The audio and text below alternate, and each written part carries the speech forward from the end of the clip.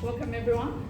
My name's Zenia and welcome to Investor IQ. This is the education arm of Alexa Real Estate, and we every month we try to bring in speakers that are in the real estate and investing field for the purpose of creating freedom through wealth creation and property. Now the unfortunate thing is that I have left my notes for Robert underneath that projector, so I'm going to try and remember. It's holding up the projector, so I'm going to try and remember what it is that I'm supposed to introduce. Now that's not going to be a problem because I've actually known Robert for a long time. Robert's wife Irene used to actually run the events for Alexa Real Estate some time ago when we were doing them on the regular. Now Robert has a wealth of experience in everything. He's been involved in subdivisions and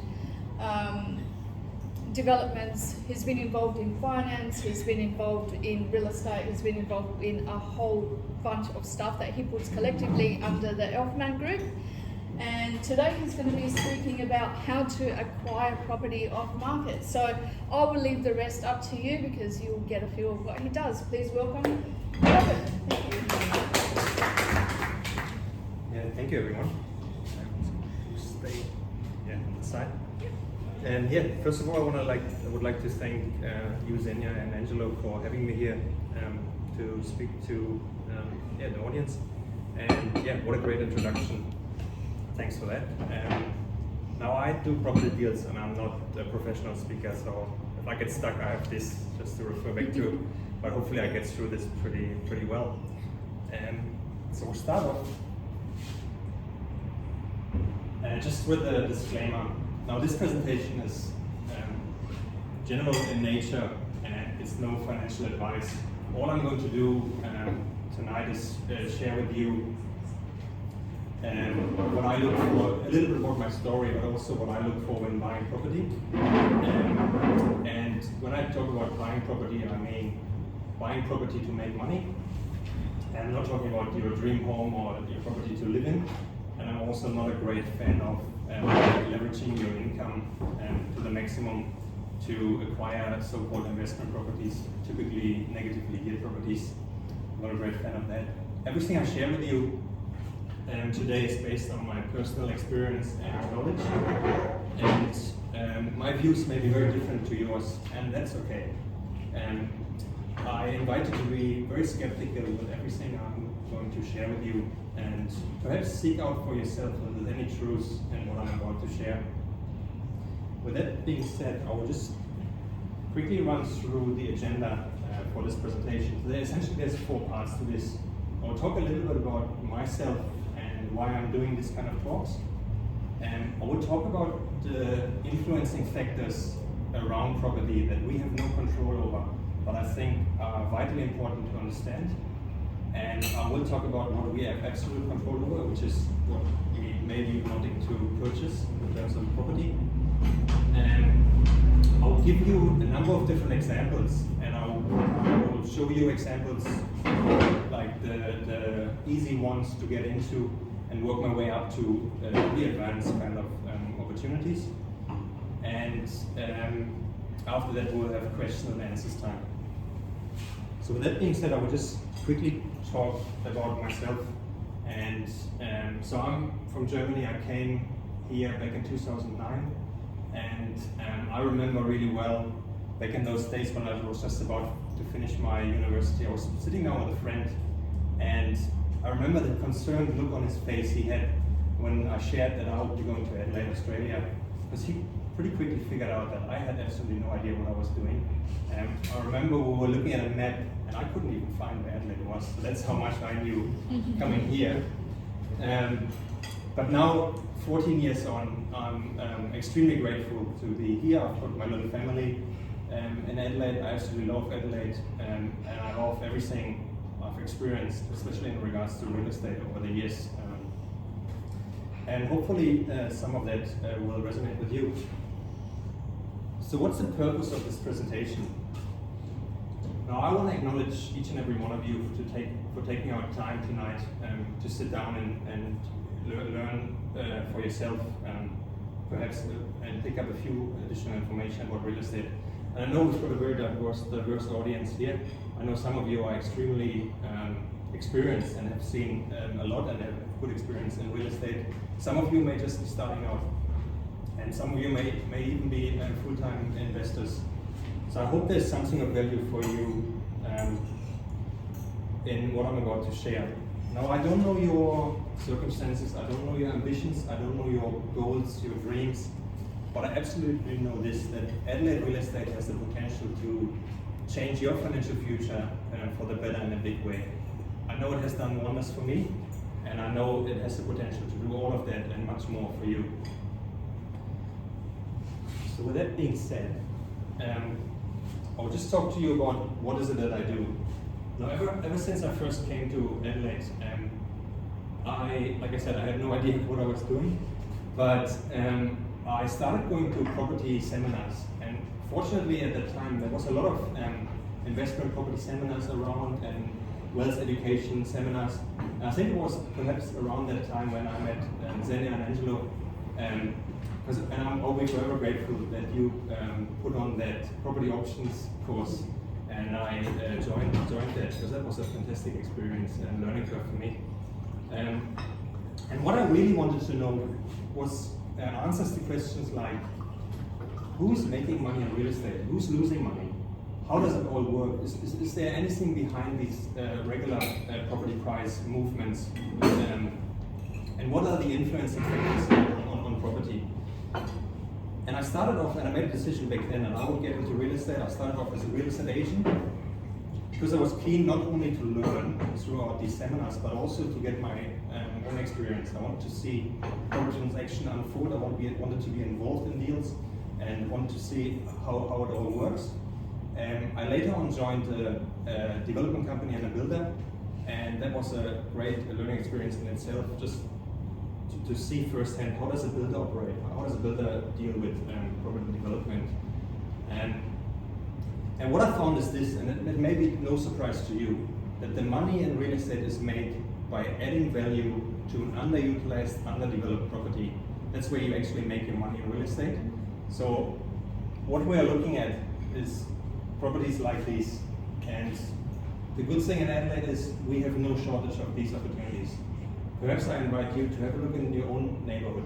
These properties are absolutely everywhere in the high-end markets of real estate, but also in the low-end markets.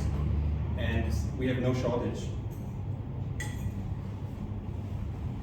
So from here, I will just lead into the property market.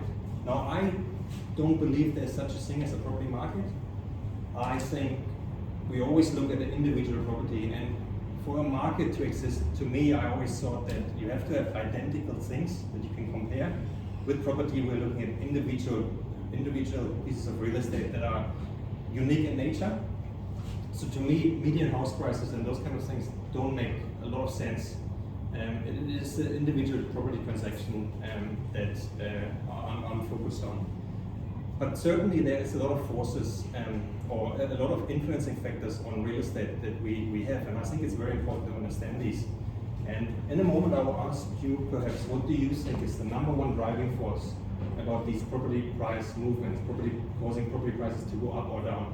And I will mention a few influencing factors now that certainly affect your real estate, but there's one particular that far outweighs anything else. And say, for example, apart from migration, your local supply and demand dynamics, your new land supplies, perhaps new infrastructure, new schools, new shopping centers coming into an area, these things affect property prices. But there's one particular one that far outweighs any of these. And perhaps I will ask you now, what do you think is the #1 driving force causing property prices to go up or down? Divorces. Okay, that's a great answer, yeah. Fear of missing out. Fear of missing out, okay, yeah. Interest rates? Yeah, I think, yeah, that you are definitely on money. Something to do with interest rates, yeah. And sorry? Money supply. Money supply, yeah, that's certainly a factor as well. People sentiment. Confidence, Yeah. sentiment, yeah, great. All right, no, thanks for sharing. There's some great answers. So, based on what I understand, the number one driving force, I think, are these guys. Because what you will find, looking at price movements, you'll find we're constantly going through credit expansion periods and credit contraction periods. So typically what we'll see during a credit expansion, and perhaps the best example is the last two to 3 years. What we have seen is historically low interest rates, like a 0.1% cash rate. We've seen unprecedented government stimulus, and we have seen extremely loose lending standards. And of course, these factors together created almost a perfect storm. Like the flow of credit was so easily accessible and available to people that it really fueled the property market and fueled property prices. Now, the reverse is obviously true as well. We've got periods of when lending is contracted or restricted, and that's why I think 2023 is a really interesting year. Now, we now had 10 interest rate rises. We went from historically 0.1% to now 3.6%. And I personally think we are in a credit contraction period. And we can already see the effects on property prices, say in interstate, say in Melbourne or Sydney. So what am I really saying with this? And I try to bring it home for you now. The rule of thumb is this: the RBA interest rate. Every time the RBA increases the interest rate by about 50 basis points or lowers it about 50 basis points, the borrowing capacity of the average purchaser is being affected, and it goes up or down by about 5%. So what do I mean by this?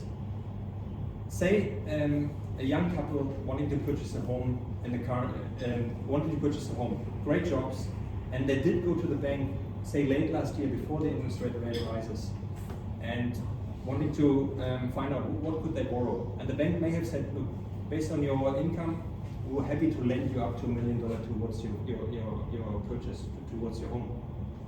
Now that same couple, going back to the same bank or any other bank today, would be told by the bank that, sorry, we can only lend you about $750,000. That's about a 33% decrease in borrowing capacity. Now you apply this to any purchaser out there needing funding from the bank. Do you think that that will have an impact on property prices? Of course it does. So like it or not, the number one influencing factor is these guys. And if they restrict lending, they really damage the property market. And if they make it easily accessible, they just fuel the market. So to me, I think it's very, very important to understand these dynamics. And like I said, we have no control over this, but you want to understand, especially if you are owning real estate or you're wanting to purchase something. Now in Adelaide, we have been historically pretty lucky with these kind of things. During credit expansion periods, we have seen great uptick in property prices, and during contraction periods, we generally had a stagnant dynamic, and property prices stayed at a similar level. In some areas, may have dropped a little bit. Like I said, interstate Sydney, Melbourne is suffering greatly at the moment, and I'm not sure with this break on the interest rates now, with 10 interest rate rises, I don't know whether we're going to come out of this that well this time around in Adelaide. But historically, we've been faring really well. Now, what do we have control over? Now, we certainly have control over what we're going to purchase. And that leads me into my little formula here, what makes a great deal. Now, there's 3 key components to this. And to me, if you are looking at a great deal, you must have all 3.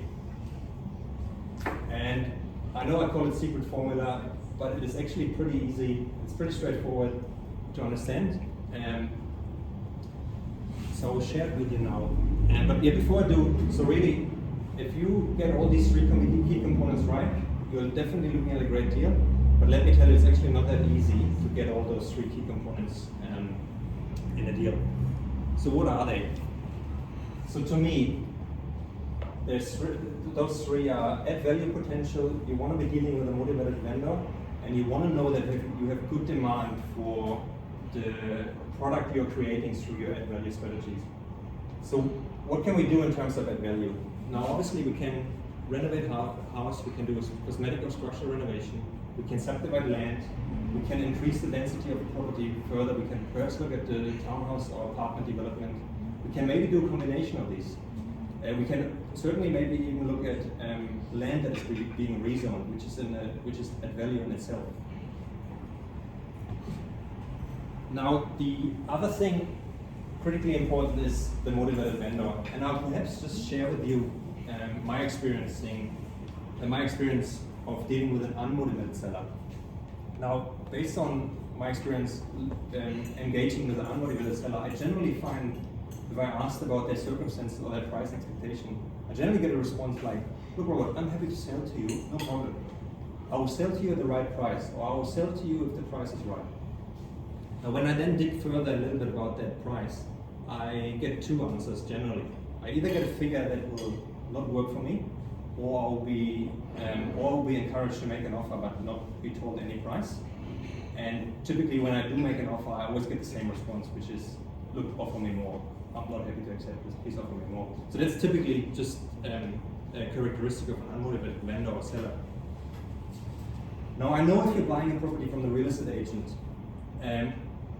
you will definitely get all the information you need about the property itself, but the agent is obviously there to help the vendor, not you, and the agent will most likely not give you a very good read on the vendor's motivations. And a good agent will obviously encourage you to make an offer and try to get a bit of competition going and really get the best offer for their vendor. And it is for that reason that I personally like to deal with the owner directly wherever I can, just so I can explore their unique circumstances and also make them an offer that suits these circumstances. Now, what is a motivated vendor? To me, and I will perhaps just touch on the unfortunately on the circumstances that I find these days are most common. And unfortunately, and I'm not sure whether you know about this, financial stress is a real big problem in Australia. And financial stress in South Australia in particular, we now have out of 10 households, we have more than 5 out of 10 households that are experiencing financial stress. They're either under mortgage stress or under rental stress. Now, putting that into numbers, we're looking at about 152,000 households that are today experiencing mortgage stress in South Australia, and about 110,000 households that are experiencing rental stress. Now, keeping in mind also that since these rate rises, the average mortgage repayment has now gone up by about 50%. So that financial stress is real, and it's quite severe in South Australia and Australia in general, unfortunately. Now the third key component, like I mentioned, is demand. So you want to be sure whatever you're purchasing and what kind of add value you are applying to it, you want to be sure that you have a really good demand for whatever product you're creating. You want to know your supply and demand dynamics, and you want to know you have a good pool of purchaser at a price that you are aware of or familiar with. So having these three key components, I can guarantee you're looking at a great deal. But like I said, it's a little bit like looking for the needle in the haystack. And this formula has saved me so much time and effort just going for the wrong opportunity at the wrong time perhaps, and just put me on the right track for several different property acquisitions over the years. Now say you got your great deal now. Obviously now you got to look at securing the opportunity. And I'll just share with you the three most common ways perhaps. Contract of sale is the number one tool used. If you ever buy a property through a real estate agent or even privately, in most cases you will be transacting using a contract of sale. With the contract of sale, you've got two parties that are legally binding on both parties, the seller and the vendor. Whereas with the property option, you have one party that has the right to exercise or not, whereas the other party is obligated to follow suit. So that's technically a little bit different. With a joint venture agreement, oftentimes you will see a purchaser rather than buying it, perhaps working together with a vendor, where they typically the vendor will sit on the opportunity and the purchaser will come along and say, rather than buying it from you, why don't we come up with an agreement that benefits both of us, and I apply my capital and know-how, and we work towards that outcome and perhaps share profits at the end. So, sorry, is that very common here in Australia? yeah, it is. The Well, the joint venture agreement. yeah, it is. It definitely happens. Yeah, sure. I mean, like 9 out of 10, probably 95 out of 10, it's a contract of sale. But I do see, and it happens a fair bit. And property options is traditionally used by large land developers wanting to control hectares of land with the potential of rezoning in the future. Now, of course, it doesn't make sense. You pay upfront for something that can be developed in the future. And joint venture agreements, yeah, they do exist, and oftentimes used by property developers. Yeah. Just something I think might be interesting. If you had to pick those three, which ones would be the most profitable? If you had to pick one of those three. Because I know the contracts of sale are done fairly commonly. Yes. Yeah. But would you say that property options and joint ventures have the scope to have some fairly big profit margins? I think in terms of profit, it really doesn't matter what you use. It depends on the opportunity. So I would generally apply different strategies towards different opportunities. Say, and that's probably my piece of advice looking back now. In the early days, I wanted to do everything under property option or maybe joint venture. But what I found is you're adding a fair bit of complexity to the whole deal. You've got to explain it really well to the vendor, but also the legal representative of the vendor will often suggest, look, let's go with a contract of sale. And so there's a little bit of a barrier there. And so looking back now, I would say if the deal is pretty straightforward, there's no uncertainty around what you can do, I would always go with a contract of sale, whereas in the past I may have missed out on a few opportunities because I wanted to just do it a little bit too complicated.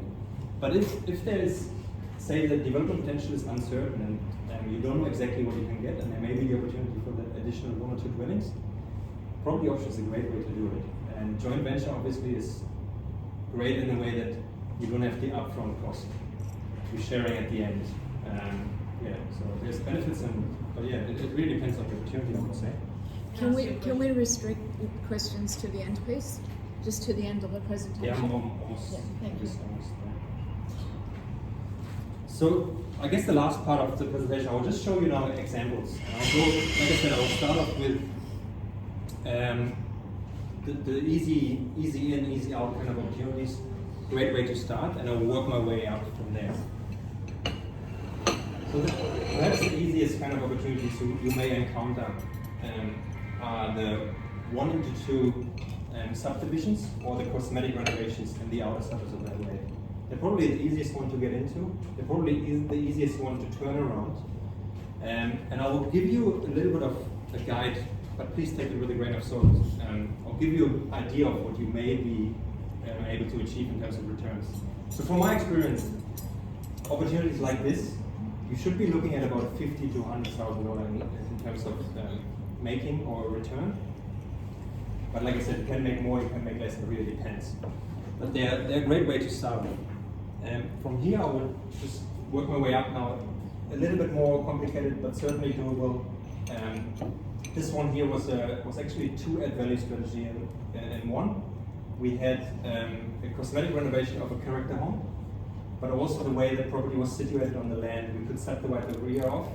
So that was a fantastic opportunity in itself. This one here was ideal for a townhouse development. We had a really nice road frontage, and I'm always targeting properties that have a good frontage because you can create such a great development outcome. And in terms of returns for these kind of things, a little bit more complicated to do, certainly doable. And I suggest you want to be looking at a net profit of perhaps around $300,000. Like I said, take it with a grain of salt. A few more examples here.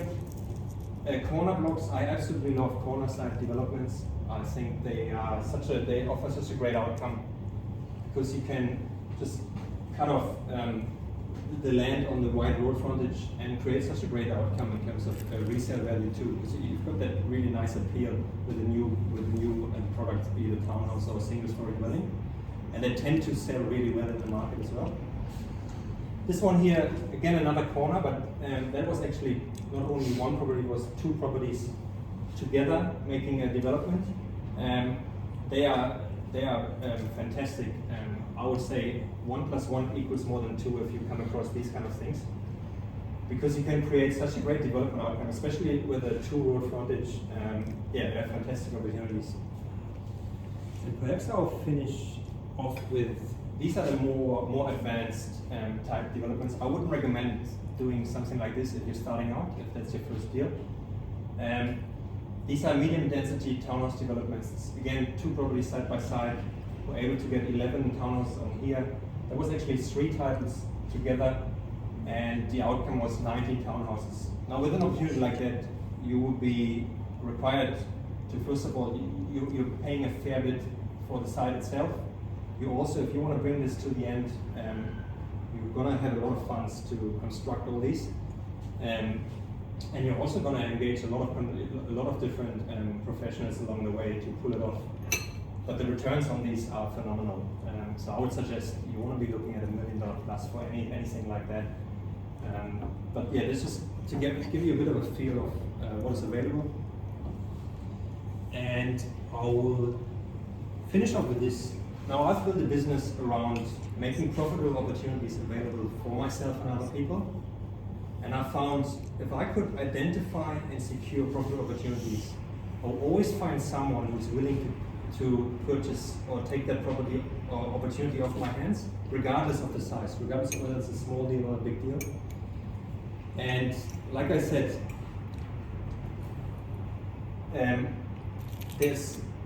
there's no shortage of opportunities in Adelaide. I'm always willing and happy to work with other people. I can never possibly get to all the opportunities that are available, and I'm always keen to make a deal happen. So if this resonates with you, that's why I shared my contact details here. Perhaps feel free to reach out to me. And I think that Adelaide has the potential, and there's enough money for everyone in this room to be made in Adelaide. And judging by the current environment, I think 2023 is a really interesting year for real estate. And yeah, thanks for, that's the official part of the presentation, and we'll head over to questions and answers if there are any questions.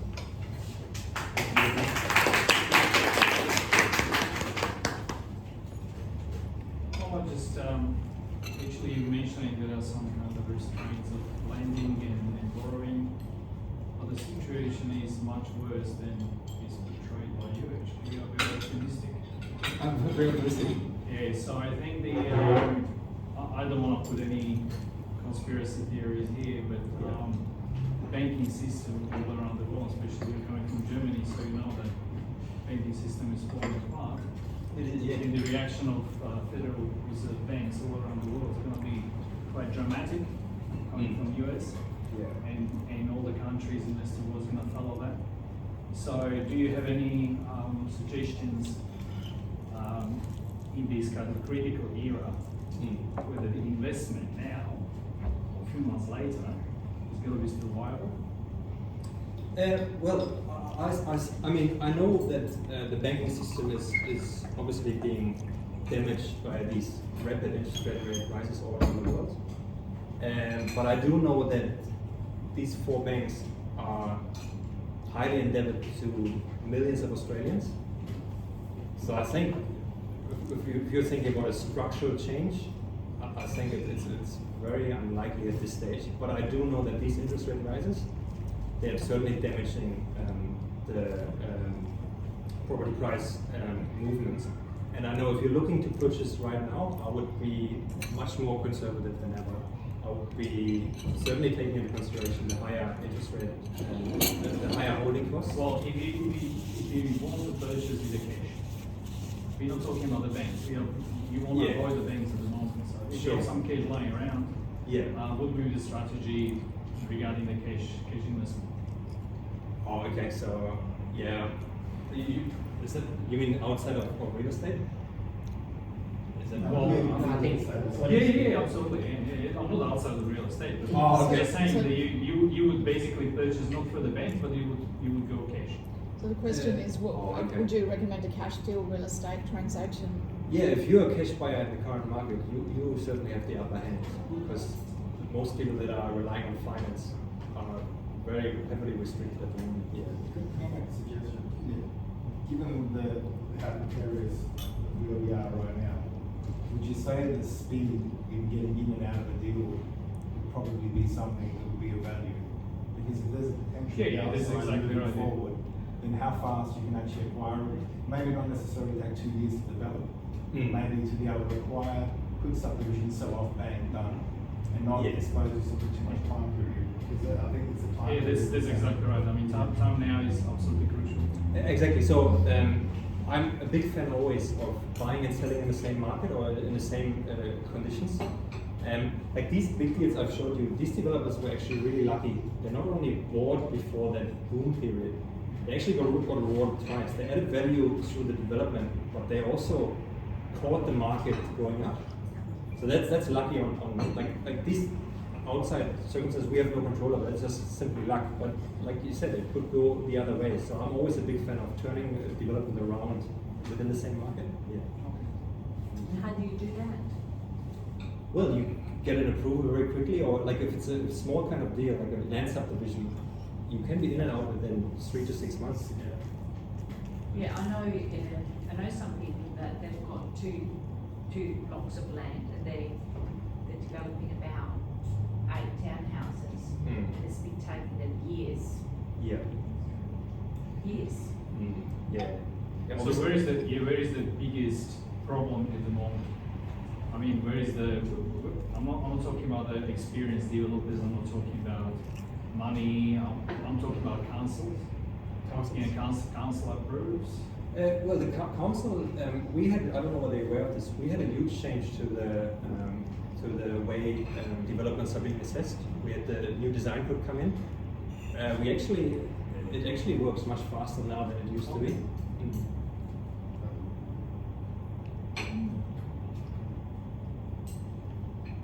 That's great. But I do hear you, restrictions are starting to tighten up just around the globe, everywhere. So thank you for that. Yeah, That's nice. fantastic. Thanks.